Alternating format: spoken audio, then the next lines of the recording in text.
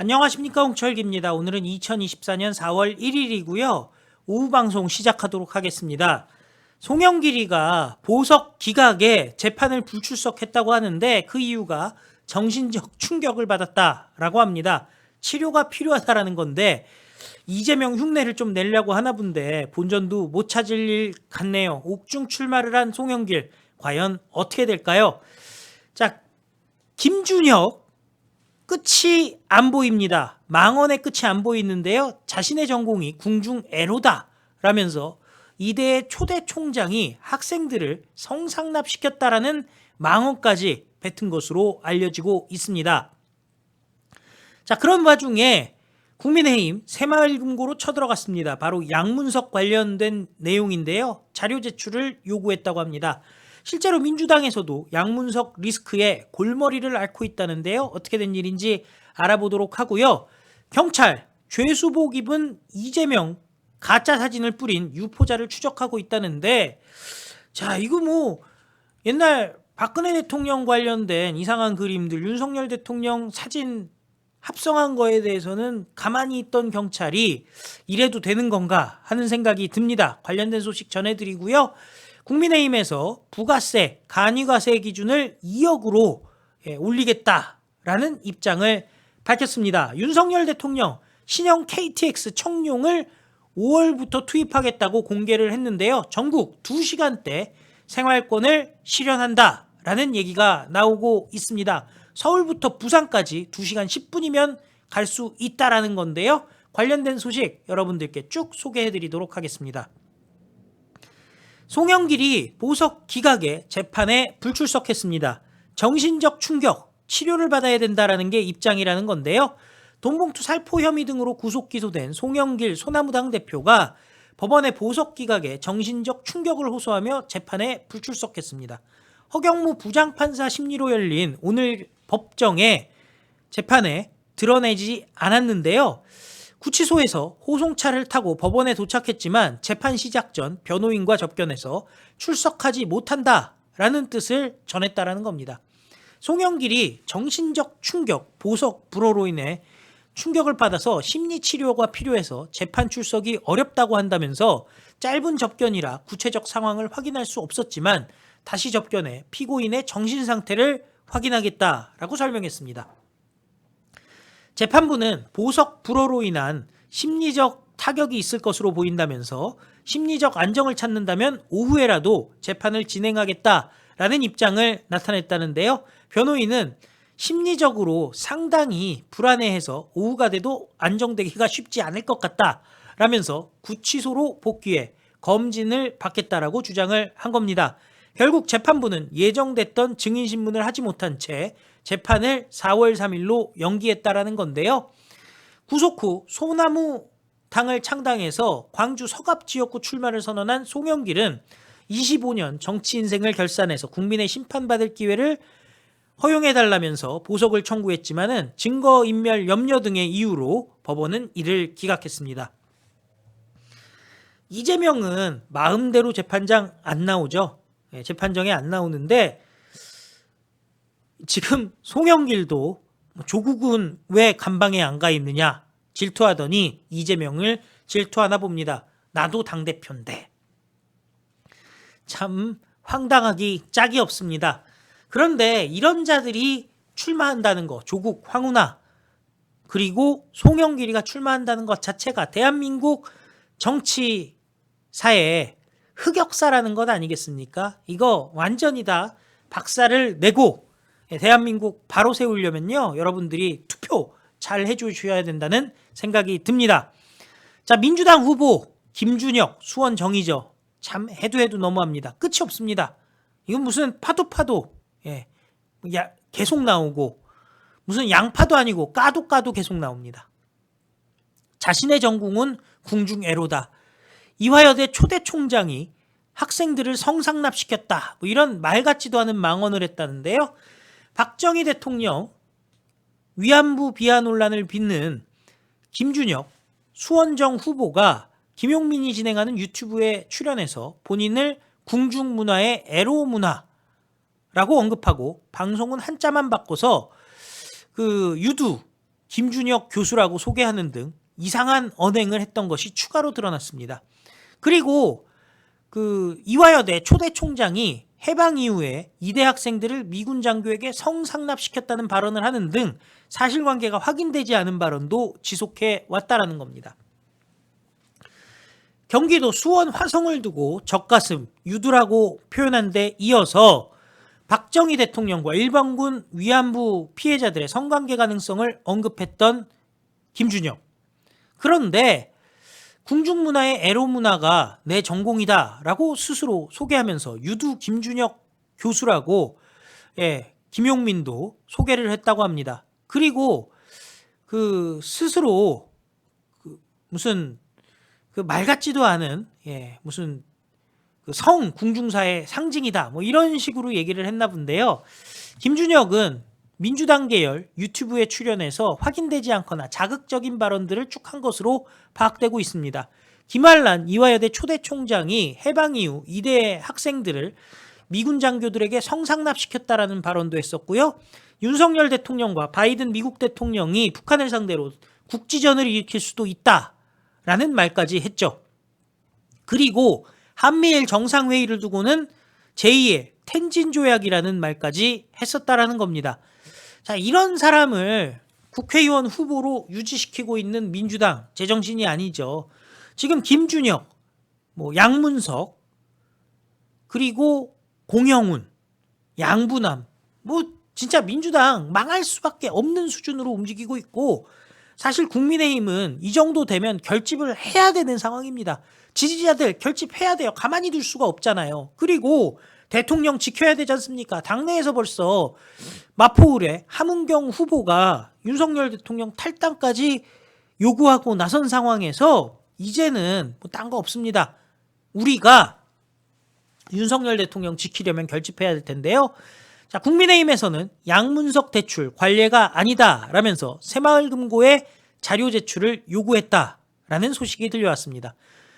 조은희 국민의힘 의원 그리고 윤재옥 원내대표 등이 서울 강남구 새마을금고 중앙회를 찾아서 김인 중앙회장 등과 면담한 뒤 기자들에게 새마을금고로부터 양문석의 대출이 관례를 따른 것은 아니다라는 것을 확인받았다라고 얘기했습니다. 양문석이 새마을금고의 관례라고 얘기를 했는데 새마을금고 측은 관례가 아니다라고 얘기를 했다라는 거죠. 국회 행안위 소속 조은희 의원은 양문석이가 대출에 사용한 딸의 사업자 등록증에 대한 자료 제출도 새마을금고 측에 요구했다고 밝혔습니다. 새마을금고는 행안부의 관리 감독을 받고 있는데요.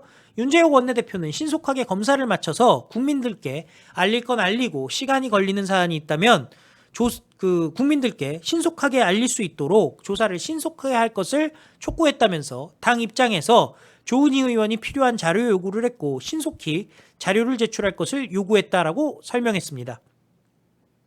오늘 면담에는 두 사람 외에 이인선 홍석준 의원, 신지호 당 2조 심판특위, 김경률 비상대책위원, 유일호 민생경제특위 공동위원장 등이 동행한 것으로 알려지고 있습니다. 국민의힘은 양문석이가 사업자 용도로 받은 돈을 아파트 구입 자금으로 전용한 것을 불법 대출로 보고 있습니다. 한동훈 비대위원장은 문재인 정부 때 우리 모두에게는 집 살 때 돈을 빌리지 못하게 해놓고 자기들은 뒷구멍으로 이러고 있었다는 것이라면서 양문석을 사기 대출죄로 고발하겠다고 밝힌 바 있습니다. 실제로 민주당도 지금 난리가 났다고 합니다. 이 정도 되면 10석 날라간다, 20석 날라간다 이런저런 말들이 나오고 있는데요. 그러면서도 사기 대출은 아니다 라고 얘기를 하고 있습니다. 근데 편법이라는 게 법을 어겼다라는 거 아니겠습니까? 근데 편법은 법의 약점을 찾아서 사실상 법을 어긴 게 편법인데 사기는 아니다? 이게 무슨 말인지 진짜 자기들이 얘기하면서도 갑갑하겠죠. 김부겸이 선거 전에 돌입한 뒤 이런 사안이 제기돼서 당으로선 상당히 곤혹스러운 게 사실이다. 다른 후보자들도 걱정하고 있다. 분명히 국민 눈높이에 어긋나는 점을 인정한다. 라고 얘기했습니다. 그럼에도 불구하고 해당 자료를 당에 제출했기 때문에 절차상 문제가 없었기 때문에 공천 취소는 안 할 것이다. 라는 겁니다. 김부겸은 이렇게 얘기합니다. 국민의 눈높이라는 객관적 잣대에 맞춰 판단하겠지만 선거를 포기할 수는 없다면서 국민의 판단을 기다리며 최선을 다해 해명하고 사과하겠다. 그러니까 안산갑에서는 양문석이 뿐만 아니라 민주당이 유리하니까 그냥 질러버리겠다는 것 아니겠습니까? 선거를 포기할 수 없기 때문에 국민들이 분노할 일이 있어도 어차피 뽑아줄 거니까 후보로 남기겠고 배지를 달아주겠다라는 건 아닙니까? 참 이 정도 되면요. 공당이 아니죠. 정치적 이익 공동체. 예. 국민에게는 그냥 국민이나 우파에 대해서는 조그만 티끌만 있어도 난리를 치면서 막상 자기들한테는 눈 감아주는 정치적 이익 공동체예요. 솔직히 털면은 다 털리니까 저러는 거 아니겠습니까? 그러면서 편법일 뿐 사기는 아니다. 이런 얘기를 하는 거죠. 당 관계자, 지도부 모두 양문석이 선거판에 마이너스가 되고 있다는 것은 알고 있는데 이러지도 저러지도 못하는 상황이라면서 이재명이 양문석과 관련한 질문에 침묵하는 것도 문제가 있다는 것을 잘 알고 있다는 뜻이다. 라고 얘기를 했죠. 자, 끝까지 밀어붙여야 됩니다. 그리고 주변에 알려야 합니다. 자, 그런데 여러분들 조심해야 될 게 있어요. 이재명의 가짜 사진을 뿌린 유포자를 경찰이 추적하고 있다는데요. 죄수복을 입고 있는 사진이라는 겁니다.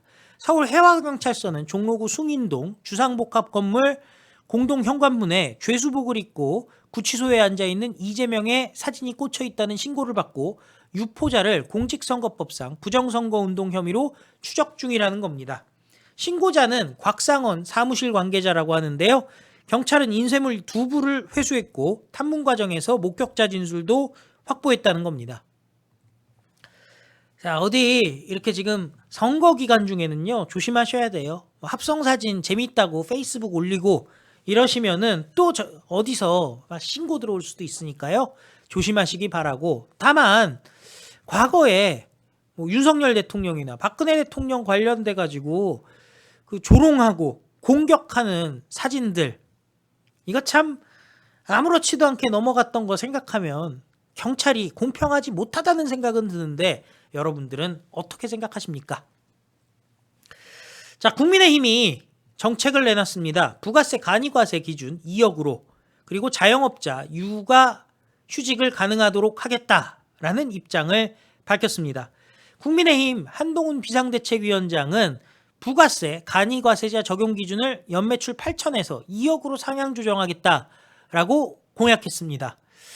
4월 10일이 소상공인의 어려움을 끝내는 날이 됐으면 좋겠다라면서 간이과세 기준을 1억 400만 원으로 윤석열 대통령이 상향 조정하겠다고 얘기했는데 저는 2억까지 파격적으로 올려야 된다고 생각한다라고 얘기했습니다. 이를 위해 부가세법 개정이 필요한데 법 개정 없이 정부가 시행령으로 조정할 수 있는 범위 상향이 1억 400만 원까지라면서 총선에서 승리해 2억으로 상향하겠다라는 입장을 밝혔습니다. 그리고 아이가 한참 돌봄이 필요한 나이에도 가게와 생계를 이어나가야 되는 부모들을 위해 자영업자 육아휴직 제도를 도입하겠다라고 얘기했는데요. 자, 민주당을 향해서 미루지 말고 21대 국회에서 처리하자면서 사기 대출 받은 사람을 옹호하지 말고 동료 시민을 위하자라고 촉구했습니다. 국민의힘은 자영업자의 육아휴직 공약과 관련해서 근로자는 고용보험을 통해 육아휴직 급여가 지원되지만 자영업자는 사회안전망의 사각지대에 있다면서 특수고용직 자영업자는 우선적으로 고용보험 임의가입 확대를 통해 농어민은 저출생 대응 특별회계 등을 통해 격차를 해소하겠다라는 입장을 밝혔고요. 어제 발표한 5세 무상보육 교육 공약 이행에 들어갈 추가 재원은 7천억이다라고 밝혔습니다.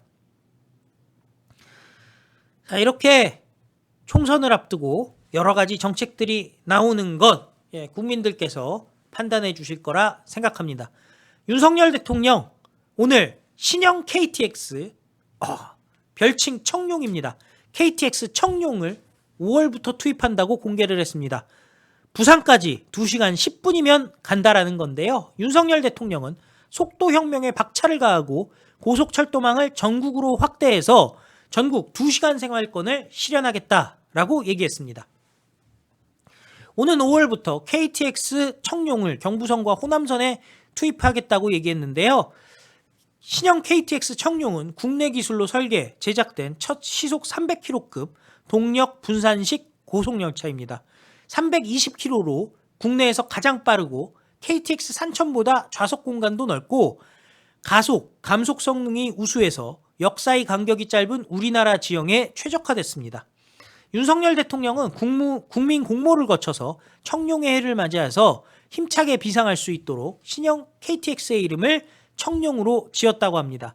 그리고 정차역을 1, 2회로 최소화해서 운영하는 급행 고속열차, 서울에서 부산까지 2시간 10분, 용산에서 광주까지 1시간 30분에 도착할 수 있고 경부선에는 하루 4회, 호남선에는 2회 운영될 예정이라고 합니다.